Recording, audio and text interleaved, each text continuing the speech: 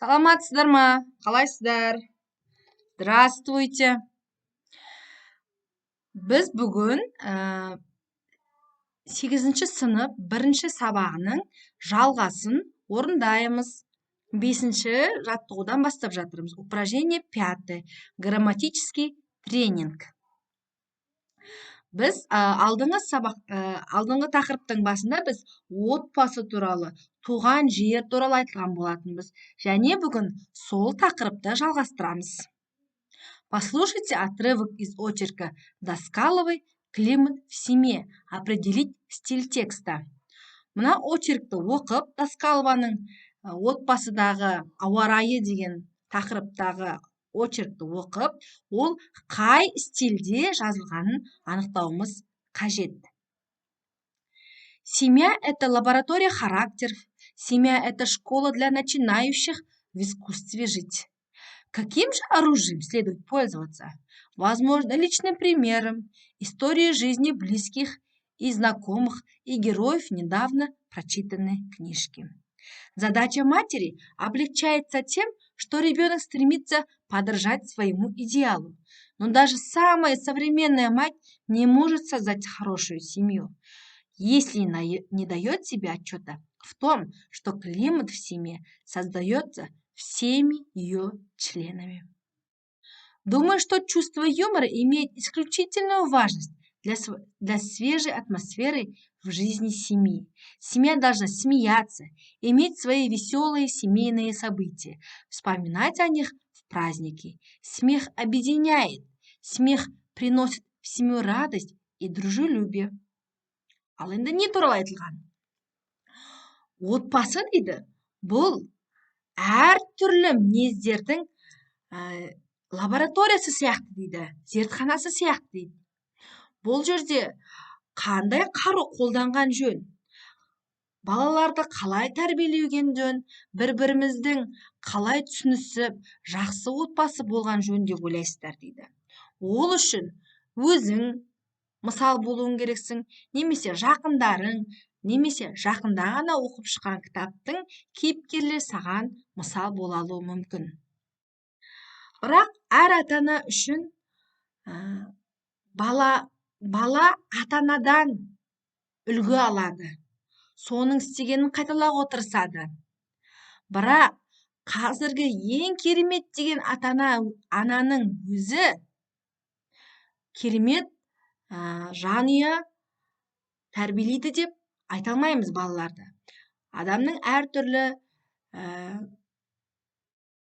мінезі болады. Бірақ ол үшін ең алдымен адамға бір-бірін байланыстыратын әртүрлі оқиғалар, күлкілі оқиғалар, жақсы моменттер, мерекелер керек. Барлығымыз көңілді отбасы болған жайттар баланың есінде сақталады. Сөйтіп балаларға аналар солай тәрбие бере алады. Күлкі адамды біріктіреді. Сол отбасыға қуаныш пен достық әкеледі. Ал енді бұл қандай стильде жазылған очерк? Соны табайық. Енді ең алдымен бұл очерк менің ойымша публицистикалық стильде жазылған деп ойлаймын. Публицистический стиль бұл стильде адамдарды бұл стиль көбінесе газет, журнал, телевидение салаларында көп қолданылады. Яғни осы мысалы мәтін арқылы, осы мақала арқылы адамдарға бір мәлімет бергісі келеді, информация. Немесе бір адамдарды бір іс-қимылға әрекет еткізуге шақырады. Яғни бұл жерде күлкілі оқиғаларды көп жасауға әрекет етуге шақырып тұр. Сондықтан менің ойымша бұл публицистикалық стиль деп ойлаймын. Публицистикалық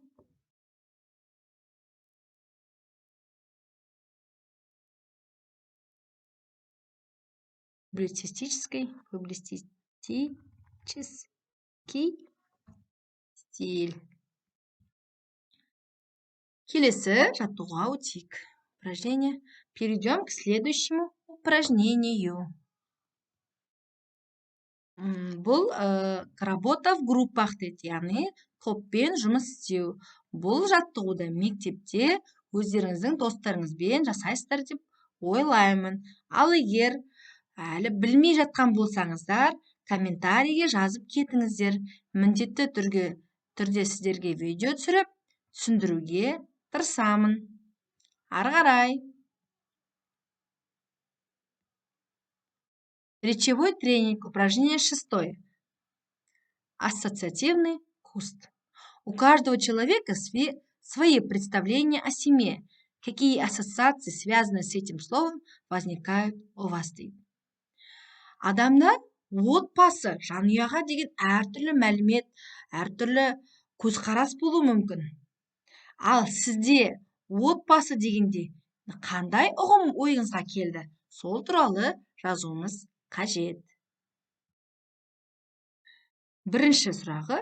Если семья – это дом, то какой? Егер отбасы үй болса, ол қандай болу керек? Ол үй со своими традициями, праздниками, победами и неудачами. Ол өзінің салт дәстүрімен, мейрамдарымен, өзінің кішкентай бір жеңілістермен құралған үй болар еді деп ойлаймын. Екінші сұрақ. Если семья – это цвет, то какой? Егер семья бір түс деп айтсақ, оны қандай түс деп айтар едік? Это, мне кажется, это зеленый. Әркім әртүрлі түсуі мүмкін. Мысалы, біреуге сары түс, біреуге жасыл түс ұнауы мүмкін. Маған зеленый, жасыл түс көбірек ұнайды. Жасыл түсті мен жақсы көремін, сондықтан оны отбасымды жақсы көргендіктен мен оны жасыл түске балаймын. Если семья – это музыка, то какая? Егер отбасы бұл музыка десек, ән десек, ол қандай ән болар еді? Онда ол ақырын, спокойный музыка болар еді деп ойлаймын. Это спокойная музыка болар еді деп ойлаймын. Жазып жіберейік.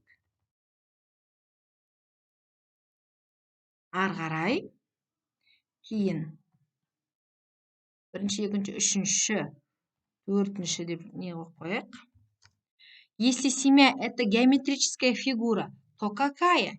Егер отбасы бір геометриялық фигураға сәйкестендірсек, қандай болар еді деп ойлайыңыз?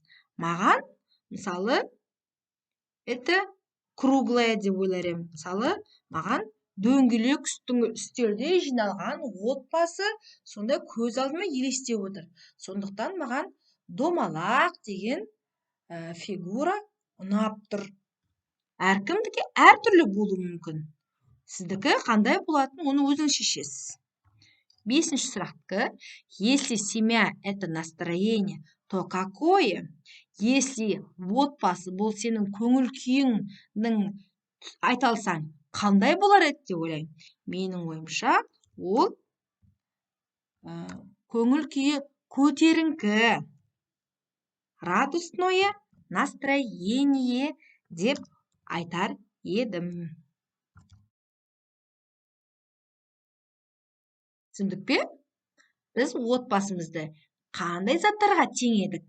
Солай жауап бердім. Бұл менің жауаптарым, сіз өзіңіздің жауаптарыңызды айтқандарыңыз дұрыс.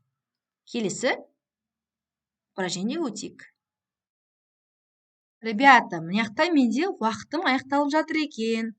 Сондықтан осы тақырыптың жалғасын келесі видеоға салатын боламын. Жазулы 3-ші часть деп жазулы тұрады. 8-ші класс, 1-й урок, 3-я часть деп жазулы тұрады. Соны тауып алсаңыздар болады. Мен сол уақытта қалғанын жалғастырамын.